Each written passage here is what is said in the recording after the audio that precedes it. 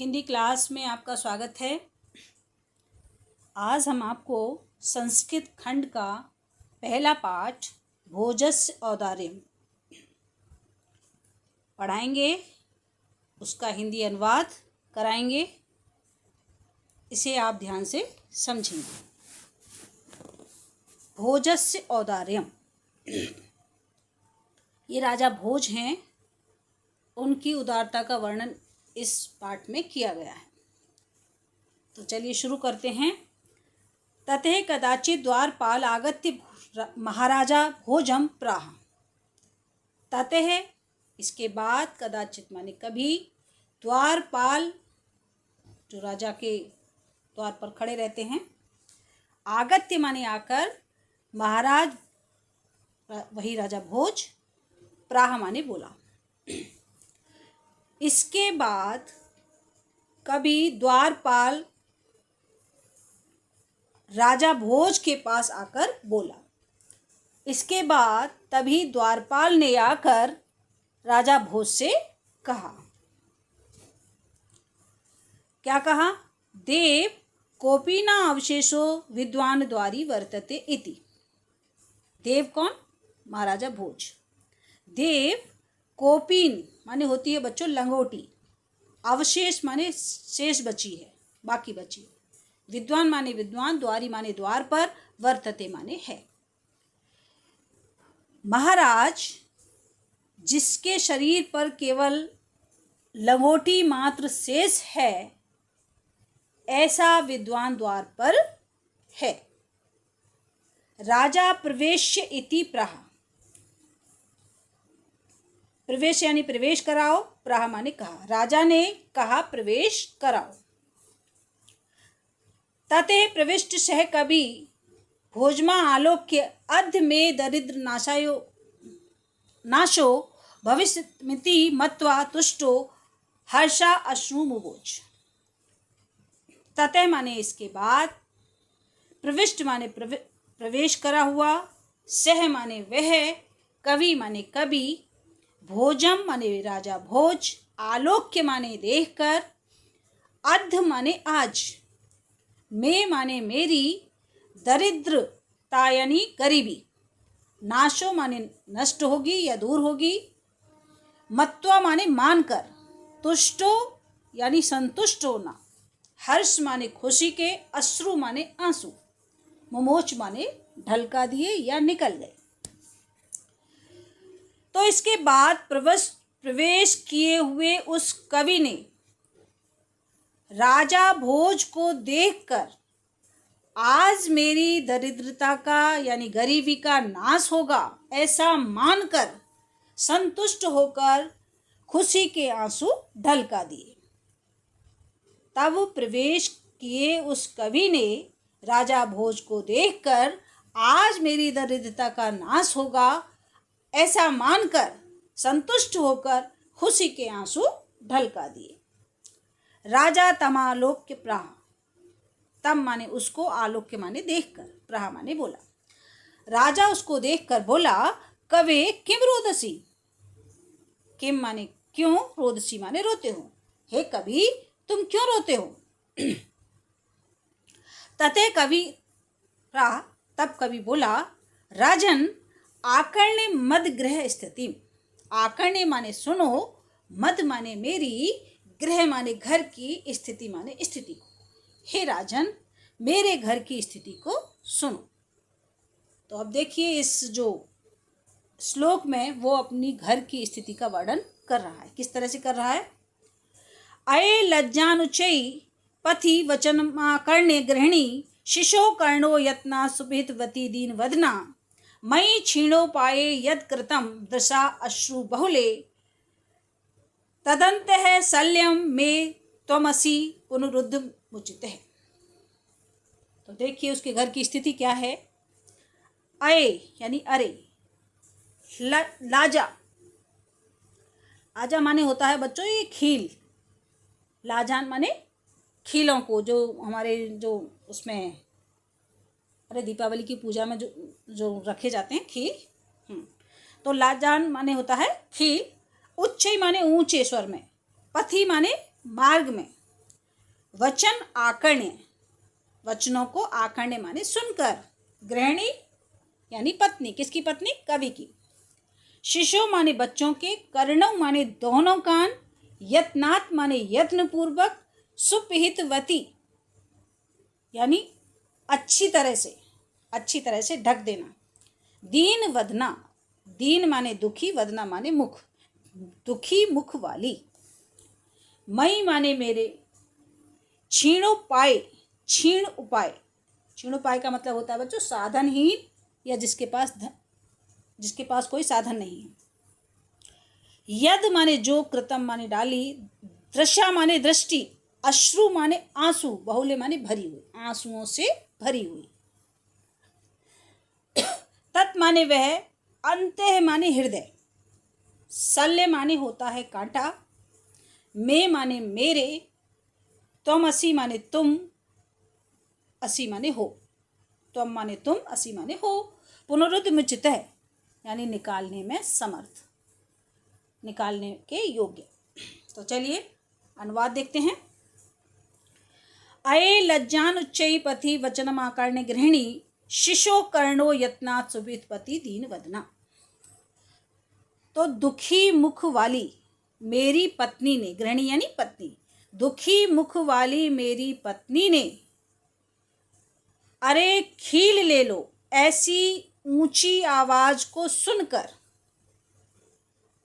मेरे बच्चों के दोनों कानों को यत्न पूर्वक अच्छे से ढक दिया, अच्छे से बंद कर दिया, ढकना माने बंद कर दिया। मेरी दुखी मुख वाली पत्नी ने रास्ते में, पति माने रास्ते में, अरे खील ले लो ऐसे वचनों को सुनकर मेरे बच्चों के दोनों कानों को अच्छी तरह से ढक दिया, अच्छी तरह से बंद कर दिया। मई क्षीणोपाये यद कृतम दृष्टा अश्रु बहुले, तय अंतः शल्यम में त्वमसि पुनर्मुद्यम मुचित है। तो मुझ साधनहीन पर जो आंसुओं से भरी दृष्टि डाली, किसने? उसकी पत्नी ने। मुझ साधनहीन पर जो आंसुओं से भरी दृष्टि डाली, वह मेरे हृदय में, अंत यानी हृदय, वह मेरे हृदय में कांटे के समान चुभ गई है। उसे निकालने में हे राजन आप ही समर्थ हो, यानी उस कांटे को हे राजन आप ही निकाल सकते हो। तो बच्चों ये है, बच्चों उसकी जो कवि की जो स्थिति थी वो बहुत ख़राब थी, बहुत गरीब था वो, ठीक है। तो रास्ते में जैसे बेचने वाले आते हैं तो बच्चे जिद करते हैं हमें दिलाओ, लेकिन उन पर पैसे नहीं थे। तो साधनहीन उसी को बोला गया है, साधनहीन यानी पैसे नहीं थे उसके पति पर, कवि पर। तो पत्नी भी परेशान है, यानी माता तो परेशान होती है जब बच्चों को कुछ बच्चों की इच्छाएं पूरी नहीं हो पाती हैं, तो माता पिता दोनों दुखी रहते हैं। तो उसी की स्थिति का वर्णन यहाँ पर हुआ है। तो एक बार फिर से देख लेते हैं। मेरी दुखी मुख वाली गृहिणी ने अरे खील ले लो रास्ते में ऐसे वचनों को सुनकर मेरे बच्चों के दोनों कानों को अच्छी तरह से ढक दिया, और मुझ साधनहीन पर जो दृष्टि डाली वह दृष्टि मेरे हृदय में कांटे के समान चुभ गई है। उसे निकालने में हे राजन आप ही समर्थ हो। राजा शिव शिव इति उदीरयन् प्रत्यक्षरम लक्ष्यम दत्वा प्रहा। राजा ने शिव शिव कहते हुए प्रत्येक अक्षर पर 1,00,000 मुद्राएं देकर उससे कहा। किससे? कवि से। क्या कहा? त्वरितम गच्छ गेहम, त्वरितम माने शीघ्र, जल्दी, गच्छ माने जाओ, गेहम माने घर, तुम शीघ्र घर जाओ। त्वद गृहिणी खिन्ना वर्तते, खिन्ना यानी दुखी, त्वद माने तुम्हारी, गृहिणी माने पत्नी, तुम्हारी पत्नी दुखी है। अन्यदा भोजय श्री महेश्वरम नमितम शिवालयम अगच्छत। अन्यदा यानी दूसरे दिन, भोज माने राजा भोज, भगवान शंकर, महेश माने भगवान शंकर को, नमितम माने नमस्कार करने के लिए, प्रणाम करने के लिए, शिवालय माने मंदिर, अगच्छत माने गए। दूसरे दिन राजा भोज भगवान शंकर को प्रणाम करने के लिए मंदिर गए। तदा कोयपि ब्राह्मणा राजनम शिव सन्निध्यौ प्राह। तदा माने तब, कोयपि माने कोई, ब्राह्मण माने ब्राह्मण, राजानम माने राजा के, शिव सन्निधौ माने शिव के पास, शिव के समीप, प्राह माने बोला। तब कोई ब्राह्मण राजा से शिव के समीप बोला। देव, अब वो क्या बोला ब्राह्मण, ऊपर कवि थे, अब एक ये ब्राह्मण दूसरे हैं, उनके लिए राजा भोज क्या करेंगे ये देखेंगे आगे। अर्धम दानव वैरिणाम गिरजा अर्धम शिवस आतम देवेथ्यम जगति तले पुरहरावे सम्मिल्लति गंगा सागर अंबरम शशिकला नागाधिपे क्षमातलम सर्वग अधीश्वरत्वम गमत त्वाम माम तु भिक्षाटनम।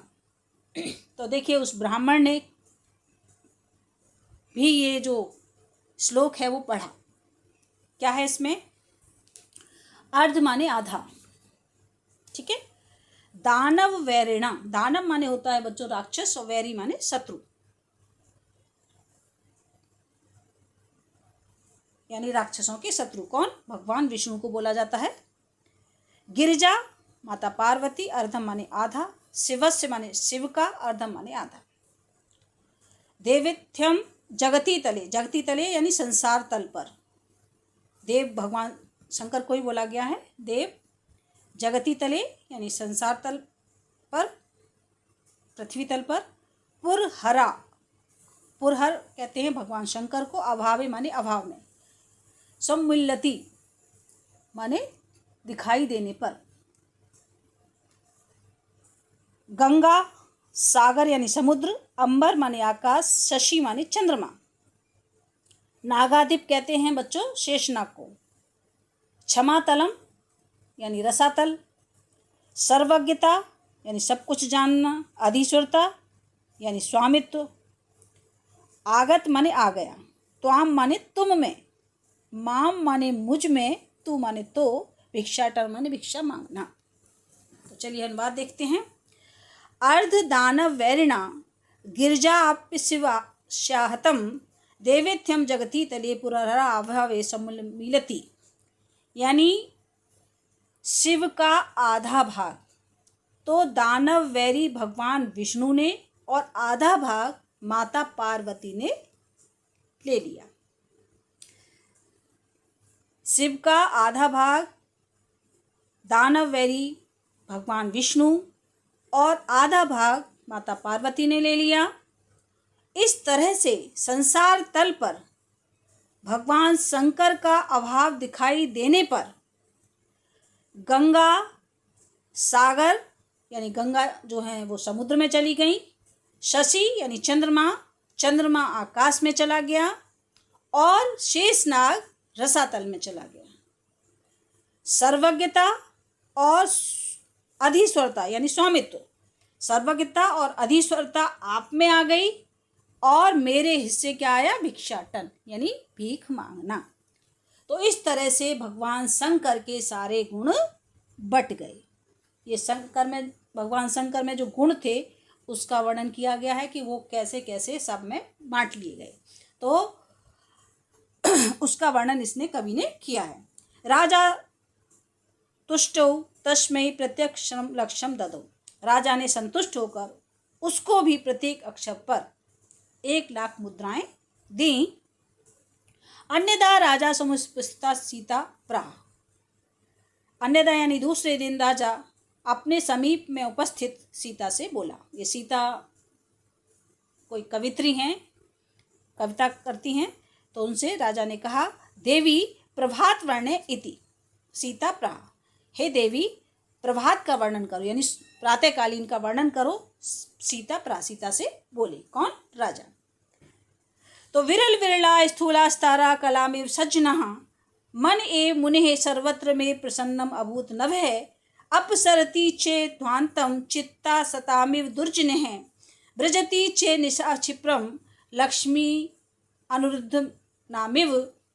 तो देखिए विरल विरला यानी कोई कोई, स्थूल माने मोटा या बड़ा, तारा यानी तारा, कला में यानी कलयुग के समान, सज्जना माने सज्जन लोग, मन माने मन, इव माने समान, मुने माने मुनियों, ऋषि मुनि जो होते हैं, सर्वत्र माने सभी ओर से, प्रसन्नम अभूत नभे, प्रसन्नम का मतलब है यहाँ बच्चों निर्मल या पवित्र, अभूत माने हो गया, नभ माने आकाश, अपसरति च ध्वांतम, ध्वांतम का मतलब होता है अंधकार, च माने और, अपसरति माने बीत गया या समाप्त हो रहा है, चित्त माने हृदय, सतामिव माने सज्जन पुरुषों के समान, दुर्जन माने दुष्ट पुरुष, ब्रजति माने बीत रही है, च माने और, निशा माने रात्रि, क्षिप्रम माने शीघ्र ही जल्दी ही, लक्ष्मी अनुरुद्ध मिव यानी आलसी पुरुष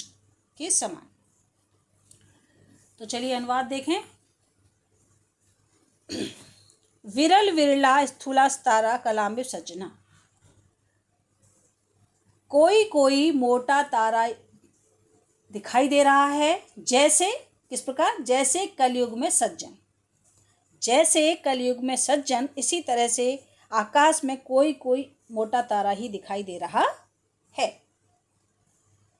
मन है ये मुने सर्वत्र में प्रसन्नम अभूत, मुनि के मन के समान, मुनि के मन के समान आकाश सभी ओर से निर्मल हो गया है। अपसरति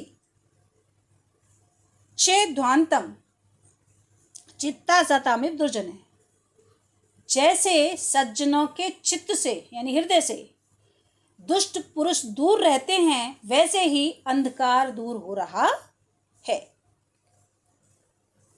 जिस प्रकार सज्जन पुरुषों के चित्त से दुष्ट पुरुष दूर रहते हैं, उसी प्रकार अंधकार दूर हो रहा है। ब्रजति चे निशा क्षिप्रम लक्ष्मी अनुरुद्धम, और रात्रि उद्योगहीनों की लक्ष्मी की तरह, लक्ष्मी यानी धन, उद्योगहीन माने आलसी पुरुष, आलसी पुरुषों के धन की तरह रात्रि शीघ्र यानी तेजी से भागी चली जा रही है, तेजी से बीती जा रही है। तो इस तरह से उसने, सीता ने काय का वर्णन किया, प्रातःकालीन का। तो राजा तस्मै लक्ष्य दत्वा कालिदासम प्राह, राजा ने उसको भी 1,00,000 मुद्राएं देकर कालिदास से बोले, सखे तुम अभी प्रभात वर्णन में थी, हे सखी मित्र तुम भी प्रभात का वर्णन करो, तुम भी प्रातःकालीन का वर्णन करो। तब कालिदास बोला, कालिदास भी एक कवि हैं, उन्होंने भी प्रातःकाल का वर्णन करना शुरू किया। उन्होंने कैसे किया, अभूत प्राची पिंगारस्पति मेरे प्राप्य कनकम, गतश्छायोश्चंद्रो बुध जने एव ग्राम सदसी, क्षणम क्षीणास्तारा नृपतये एवानुरुद्धम परः, न दीपा राजन्ते द्रमण रहिता गुणा। अभूत माने हो गई है, प्राची माने पूर्व दिशा, पिंगा यानी पीली, रसपति यानी पारा, एव माने समान, कनक माने स्वर्णिमा जो प्रातःकालीन छाई रहती है, सुनहरा रहता है, सूर्य उगता है तो सुनहरा है, उसको कनक बोला गया है। गतश्छायो चंद्रो, गतश्छाय माने कांतिहीन शोभाहीन, चंद्र माने चंद्रमा, बुध जन यानी विद्वान मनुष्यों के, एव माने समान, ग्राम में सदसी यानी ग्रामीणों की सभा, क्षणम क्षीणास्ताराम, क्षीणास्तार यानी तारे क्षीण हो रहे हैं, नृपतय माने राजा, एवानुरुद्धम परा यानी अनुद्योगी राजा के समान, न माने नहीं, दीपा माने दीपक, राजन्ते माने जल रहे हैं या चमक रहे हैं, द्रविण रहता, द्रविण रहता है, द्रविण माने धन, रहित माने धनहीन, एव माने समान, धनहीनों के समान, गुणा माने गुण, धनहीनों के गुणों के समान। चलिए देखते हैं। अभूत प्राची पिंगारस्पति प्राप्य कनकम, पूर्व दिशा स्वर्ण को प्राप्त कर पारे की भांति पीली हो गई है, पूर्व दिशा स्वर्ण को प्राप्त करके पारे के समान पीली हो गई है। गतश्छायो चंद्रो बुज्जने एव ग्राम सदसी, ग्रामीणों की सभा में विद्वानों की तरह, विद्वजन माने विद्वानों। ग्रामीणों की सभा में विद्वानों की तरह चंद्रमा कांतिहीन हो गया है, शोभाहीन हो गया है। क्षणम क्षीणास्तारा नृपता एवानुद्धम परा। अनुद्योगी राजाओं की तरह, अनुद्योगी वही आलसी, आलसी राजाओं की तरह तारे क्षण भर में क्षीण हो गए हैं। ना दीपा राजंते द्रविड़ रहता में गुणा। धनहीनों के गुणों की तरह, यानी धनहीनों के गुणों की तरह दीपक नहीं चमक रहे हैं। राजा सस्तम तस्मै प्रत्यक्षम लक्ष्यम दत्ता। राजा ने संतुष्ट होकर उसको भी प्रत्येक अक्षर पर लाख मुद्राएं दी। तो ये भोजस्य औदार्यम आपका पूरा हुआ। अब आगे कल पढ़ाएंगे। धन्यवाद। जय हिंद, जय हिंदी।